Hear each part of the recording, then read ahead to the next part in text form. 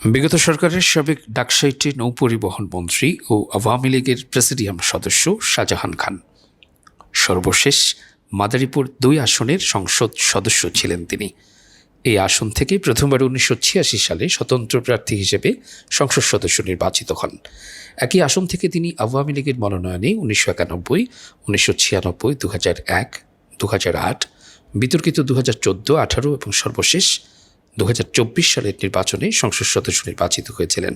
গত বছরের 5 আগস্ট আওয়ামী সরকারের পতনের পর 5 সেপ্টেম্বর শাহজাহান খানকে গ্রেপ্তার করা হয়। তারপর থেকে বিভিন্ন সময় বিভিন্ন মামলায় গ্রেপ্তার দেখিয়ে আদালতে তুলে তাকে রিমান্ডেও নেওয়া হয়। তারই ধারাবাহিকতায় গত 17 মার্চ রাজধানীর বাড্ডা থানায় দায়ের করা রফিকুল ইসলাম হত্যা মামলায় গ্রেপ্তার আওয়ামী লীগের সভাপতিমণ্ডলীর সদস্য ও সাবেক নৌ পরিবহন মন্ত্রী শাহজাহান খানের 4 দিনের রিমান্ড মঞ্জুর করেছেন আদালত। এ সময় কাঁদতে কাঁদতে আদালতের কাছে একটু কথা বলার জন্য আবেদন করেন একসময়ের প্রবল প্রতাপশালী সড়ক পরিবহন নেতা শাহজাহান খান। আদালত অনুমতি দিলে তিনি বলেন, কেন আমার বিরুদ্ধেই মামলা হলো? শুধু আমার বিরুদ্ধে না, আমার বড় ছেলে আসিফুর রহমানকে আসামি করা হয়েছে, সে এখন জেলে। তখন কাঁদতে কাঁদতে তিনি আরও বলেন, আমার ছেলের সঙ্গে 5 মাস আমার দেখা নেই। আমার প্রশ্ন, আমার ছেলে কি করেছে? আমি ঢাকায় থাকাকালে ছেলে মাদারীপুর ছিল। এ সময় তাকে টিস্যু দিয়ে বারবার চোখ মুছতে দেখা যায়। এদিকে আদালতে শাহজাহান খানের কান্নার খবর বিভিন্ন মিডিয়ায় ছড়িয়ে পড়লে নেটিজেনদের নানান বিরূপ প্রতিক্রিয়া দেখা যায়।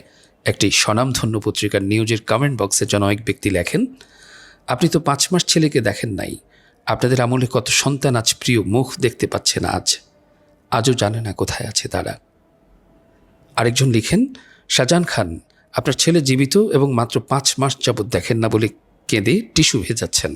আর ভাবেন তো, যে বাবা মা গত 16 বছরে আপনাদের কারণে তাদের সন্তানদের কেউ স্বামী, কেউ স্ত্রী, কেউ বাবা মা হারিয়েছে, তাদের কেমন লাগছে? তাছাড়া আপনার ছেলের এবং আপনার পঙ্গপালের 16 বছরের আমলনামা জানাবেন। আজরাইলও ভয় পাবে আপনার জান কবজ করতে।